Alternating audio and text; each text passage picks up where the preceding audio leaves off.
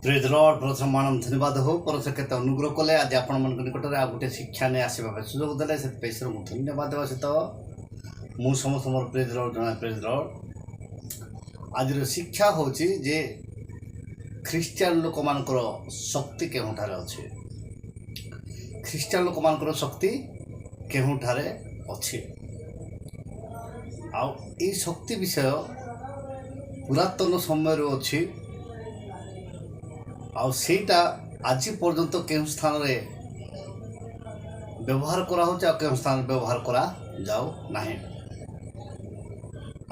से शक्ति को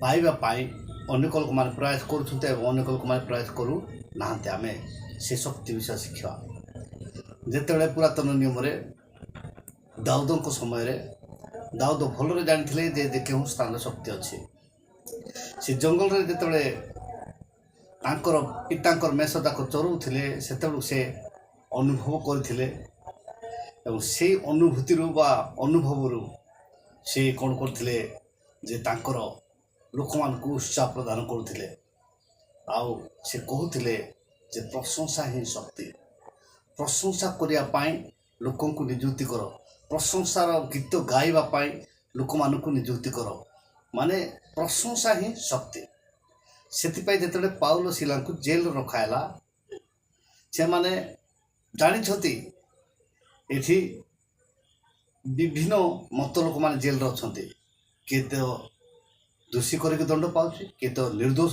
दंड पाउछि अनेक लोक माने अनेक चिंता अच्छे किंतु से माने कौन चिंता करंतु न करंतु कौन भावंतु न भावंतु तांकर सहित से संपर्क ना से माने सेठी प्रशंसा करिया आरंभ कले सेठी परस्पर को गौरव करिया स्टार्ट कले मध्य रात्र रे परस्पर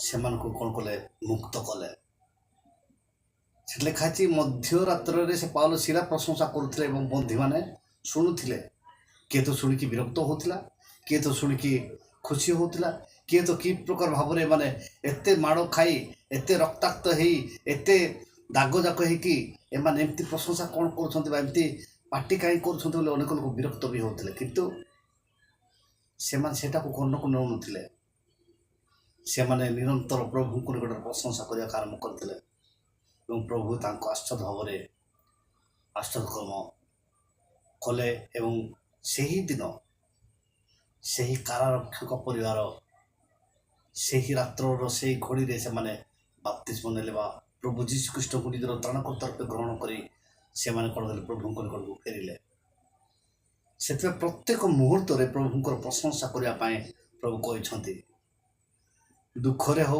सुखरे हो प्रतिटी क्षेत्र रे आमे तांको गौरव करवा से आजिकल जो वाद्य यंत्र निर्मित होइछि सेटा खाली कान को सुभिवा पाए भल किंतु प्रकृत वाद्य यंत्र नुहे प्रकृत वाद्य यंत्र द्वारा प्रभुंकर प्रशंसा करंतु प्रभुंकर आत्मा सेठारे उपस्थान हेबो सेतिपाई मु सब बेले मु वाद्य यंत्र को विश्वास करि था एमती एवं वाद्य एवं ए समस्त विषय दाऊदंकर ओरिजिनल जिनिस जाक आ एबे जोटा कि जाज पेड सेटा दिसुनी अदृश्य सेटा कौन सेटिंग करा है जे खाली कान को शुभुची भल किंतु ए जाक द्वारा प्रभु को प्रशंसा करिया पाए प्रभु कहते दाऊद लिखाई दारा वाद्य नेले एवं प्रभु को प्रशंसा कले आम देखु शास्त्र पाठ प्रथम वंशावली 15-16 आउ दाऊद लेवी मानक प्रधान वर्ग को कहले तुम्हें माने आपण मानक गायक भातृगण को नेबल ओ बीणा ओ करताल वाद्य यंत्र नहीं उच्च स्वर रे आनंद ध्वनि करिया पाई नियुक्ति कर प्रथम वंशावली 16:4 ए उत्तारे से सदाप्रभु को सिंधु को सम्मुख रे परिचर्या करिया पाई सदाप्रभु इस्राएल परमेश्वर को स्मरण और धन्यवाद और प्रशंसा पाई केतेक लेवीय लोक को नियुक्ति कले प्रथम वंशावली 15-22 पुणी मानकर प्रधान कननीय गान विषय नियुक्त हैला ସେ ନିପୁଣ ଥିବାରୁ ଗାନ ଶିଖାଇଲା। ପ୍ରଥମ ବଂଶାବଳୀ 13:8। ପୁଣି ଦାଉଦ ଓ ସମଗ୍ର ଇସ୍ରାଏଲ ଈଶ୍ୱରଙ୍କ ସାକ୍ଷାତରେ ସମସ୍ତ ଶକ୍ତି ସହିତ ଗାନ କରି ବୀଣା ଓ ନେବଳ ଓ ଦାରା ଓ କରତାଳ ଓ ତୁରୀ ବଜାଇଲେ। ଗାୟକମାନେ ଗୋଟିଏ ପ୍ରକାର ବସ୍ତ୍ର ପିନ୍ଧୁଥିଲେ। ପ୍ରଥମ ବଂଶାବଳୀ 15:27। ଆଉ ଦାଉଦ ଓ ସିନ୍ଦୁକ ବାହକ ଲେବୀୟମାନେ ଓ ଗାୟକମାନଙ୍କ ସହିତ ଗୀତ ଶିକ୍ଷକ କନନୀୟ ସମସ୍ତେ ଶୁଭ୍ର କ୍ଷମ ବସ୍ତ୍ରରେ ଛଗା ପିନ୍ଧୁଥିଲେ। ଆଉ ଦାଉଦଙ୍କର ଦେହରେ ଶୁଭ୍ର କ୍ଷମ ବସ୍ତ୍ରର ଏପଦ ଥିଲା। ଏଇଟା ଆମେ ଦେଖୁଛୁ ଯେ ଏ ବାଦ୍ୟକାରକ ଏବଂ ଗାୟକମାନେ ଏକ ପ୍ରକାର ବସ୍ତ୍ର ପରିଧାନ କରୁଥିଲେ ଏବଂ ଏକ ପ୍ରକାର ବସ୍ତ୍ର ପରିଧାନ କରିବା ଦ୍ୱାରା ସେଠାର ପରିବେଶ ଆତ୍ମିକରେ ପରିବେଶିତ ହୋଇଥାଏ।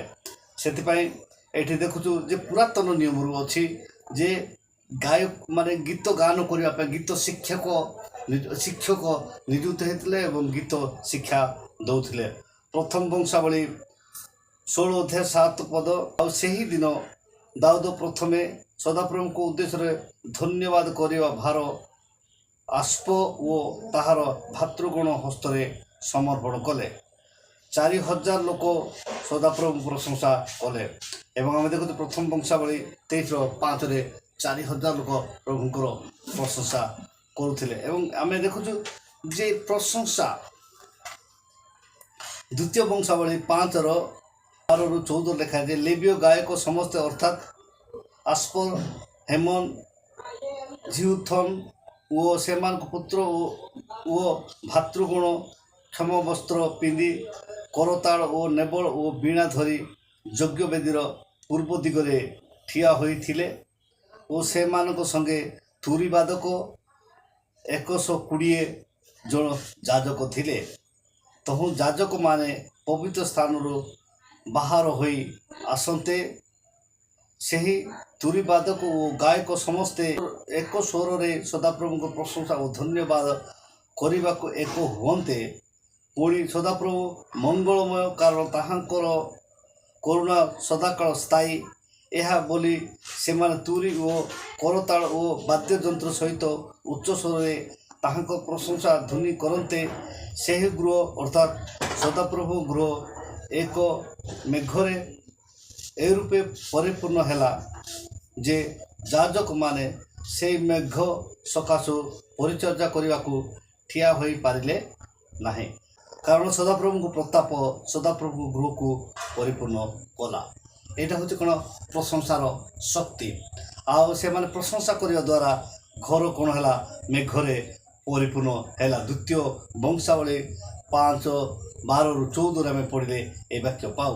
ଆମେ ପ୍ରଥମ ମଣ୍ଡଳୀ ଗୁଡ଼ାକରେ ପ୍ରଶଂସା କରିବା ପାଇଁ ଆମେ ନିଯୁକ୍ତି କରୁ ଏବଂ ପ୍ରଶଂସା କଲା ପରେ ଯଦି ଈଶ୍ୱରଙ୍କ ବାକ୍ୟ ପରିବେଷଣ କରାଯାଏ ତାହେଲେ ସେ ପରିବେଶ ଭଲରେ ରୁହେ ଏବଂ ଅନେକ ଲୋକମାନେ ଆତ୍ମପ୍ରାପ୍ତ ହୁଅନ୍ତି। ଦାଉଦ ଏହି ବିଦ୍ୟା ସେ ନିଜେ ଜାଣିଥିଲେ, ଶିଖିଥିଲେ ଏବଂ ତାଙ୍କର ସେବକ ତାଙ୍କର ସହକର୍ମୀମାନଙ୍କୁ ତାହାଙ୍କ ସହିତ ଯେଉଁମାନେ ଥିଲେ ସେମାନଙ୍କୁ ସେ ଶିଖାଉଥିଲେ। ଦେଖୁଛୁ ଯେ ପ୍ରଶଂସା କରିବା ସମୟରେ ପ୍ରତ୍ୟେକ ସମୟରେ ଠିଆ ହେବା ଦରକାର। ପ୍ରଥମ ବଂଶାବଳୀ 23:30 ଏବଂ 31ରେ ସଦାପ୍ରଭୁଙ୍କୁ ଧନ୍ୟବାଦ ଓ ପ୍ରଶଂସା କରିବା ପାଇଁ ଠିଆ ହେବା। ସେମାନେ ସେଠି ପ୍ରଭୁଙ୍କୁ ପ୍ରଶଂସା କରିବା ପାଇଁ ଠିଆ ହେଇକି ପ୍ରଶଂସା କରୁଥିଲେ ଏବଂ ଆମେ ମଧ୍ୟ ଠିଆ ହେଇ ପ୍ରଶଂସା କରିବା ଦରକାର। ସେଥିପାଇଁ ଆପଣମାନେ ଆପଣଙ୍କର ମଣ୍ଡଳୀକୁ ଆତ୍ମିକରେ ଅଭିବୃଦ୍ଧି କରିବା ପାଇଁ ଚାହୁଁଛନ୍ତି ତାହେଲେ ପ୍ରଶଂସା ଦଳ ଗଠନ କରନ୍ତୁ ଏବଂ ସେମାନେ ଶିକ୍ଷା ଦିଅନ୍ତୁ। ଏବଂ ସେମାନେ କେବଳ ପାଳକ ଯାଇକି ଆରମ୍ଭ କରିବେ ତାହା ନୁହେଁ, ପ୍ରଶଂସା ଆରାଧନା କମିଟି ବା ରହିବ ଏବଂ ସେମାନେ ପ୍ରଶଂସାରେ ଆପଣଙ୍କୁ କଢ଼ାଇ ନେବେ, ଯାହାଦ୍ୱାରା ଆପଣମାନଙ୍କ ମଣ୍ଡଳୀ ଆତ୍ମିକରେ ଅଭିବୃଦ୍ଧି ହେବ। ସେଥିପାଇଁ ପ୍ରତିଟି କ୍ଷେତ୍ରରେ ଆମେ ପ୍ରଶଂସାକୁ ଆମେ ଅଗ୍ରାଧିକାର ଦେଉ ତାହେଲେ ମଣ୍ଡଳୀ ସଚେତନ ରହିବ। ଆମେ ଦେଖୁ ନିହମିଆ 8:5 ଏତିଉତାରେ ଏଜରା ସମସ୍ତ ଲୋକଙ୍କ ଦୃଷ୍ଟିରେ ସେହି ପୁସ୍ତକ ଫିଟାଇଲେ, ପୁଣି ସେ ପୁସ୍ତକ ଫିଟାନ୍ତେ ସମସ୍ତେ ଲୋକ ଠିଆ ହେଲେ। ଏବଂ ଏଠି ଆମେ ଦେଖୁଛୁ ଯେ ଠିଆ ହେଇକି ପ୍ରଥମେ ପ୍ରଭୁଙ୍କୁ ଗୌରବ ନିମନ୍ତେ ପୁସ୍ତକ ଖୋଲିଲେ। ସେଥିପାଇଁ ଆଜିକାଲି ପ୍ରତ୍ୟେକ ମଣ୍ଡଳୀରେ ଗୀତ ସହିତ ପଠନ କରିକି ପ୍ରଭୁଙ୍କୁ ଗୌରବ କରିକି ଶିକ୍ଷା ପ୍ରଚାର ବା ବାକ୍ୟ ପ୍ରଚାର କରାଯାଇଥାଏ। ଶେଷ ଗାୟକ ଗାୟିକା ଥିଲେ ଏଜରା 2:65 ଏବଂ ସଦାପ୍ରଭୁଙ୍କୁ ପ୍ରଶଂସା କରିବା ପାଇଁ ସ୍ଥାପନ କଲେ ଏଜରା 3:10 ଲେଖା ହେଇଛି। ସମଗ୍ର ଲୋକ ଉଚ୍ଚ ସ୍ୱରରେ ଜୟଧ୍ୱନି କଲେ ଏଜରା 3:11 ଲେଖା ହେଇଛି। ସେଥିପାଇଁ ଆମେ ଆମ ମଣ୍ଡଳୀ ଗୁଡ଼ାକରେ ପ୍ରଶଂସା ସ୍ତୁତି ଆରାଧନା କରିବା ପାଇଁ ନିଯୁକ୍ତି କରୁ ଏବଂ ମଣ୍ଡଳୀକୁ ପୁନର୍ଜାଗରଣ କରିକି ଉଦ୍ଦୀପନା ଆଣନ୍ତୁ। ଏବଂ ଏଇ ଯେଉଁ ଜାଜ୍ ଫାଜ୍ ଏଇ ଯେଉଁ କରେଣ୍ଟ ଜିନିଷ ଦ୍ୱାରା ଏବେ ଯଦି କରେଣ୍ଟ ଗଲା ବୋଲି ସେଠି ସବୁ ଗଲା, ସେଇଟା ହେଉଛି ଆମର ନୁହେଁ। ପ୍ରାକୃତ ବାଦ୍ୟ ଯନ୍ତ୍ର ଦ୍ୱାରା ପ୍ରଭୁଙ୍କ ପ୍ରଶଂସା କରନ୍ତୁ। ପ୍ରକୃତ ବାଦ୍ୟ ଯନ୍ତ୍ର ଦ୍ୱାରା ପ୍ରଭୁଙ୍କ ପ୍ରଶଂସା କରନ୍ତୁ। ଆପଣ ବାଦ୍ୟ ବଜାଇବା ପାଇଁ ଶିଖାନ୍ତୁ ଏବଂ ସେ ମାଧ୍ୟମରେ ପ୍ରଭୁଙ୍କୁ ପ୍ରଶଂସା କରିବା ପାଇଁ ଶିଖାନ୍ତୁ ଏବଂ ପରଶଠାରୁ ଗୌରବ ପାଏ। ଯେତେବେଳେ ଯଦି ଆପଣମାନଙ୍କର କରେଣ୍ଟ ପଳେଇଲା ତାହେଲେ ଆପଣଙ୍କର ପ୍ରଶଂସା ଆରାଧନା ସେଠି ସମାପ୍ତ ହେଇଯିବ। ସେଥିପାଇଁ ଏଇ ଯେଉଁ କରେଣ୍ଟ ଉପରେ ନିର୍ଭର ବାଦ୍ୟଯନ୍ତ୍ର ଉପରେ ନିର୍ଭର ନ କରିକି ପ୍ରକୃତ ବାଦ୍ୟଯନ୍ତ୍ରକୁ ଆପଣଙ୍କ ମଣ୍ଡଳୀରେ ଶିଖାନ୍ତୁ ଏବଂ ବିଶ୍ୱାସୀମାନେ ଆତ୍ମିକରେ ଅଧିକରୁ ଅଧିକ ଅଭିବୃଦ୍ଧି ହେବେ।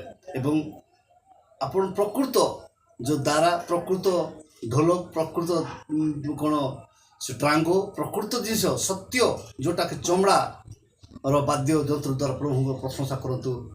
ଆପଣମାନେ ଆଶୀର୍ବାଦ ପାଇବେ।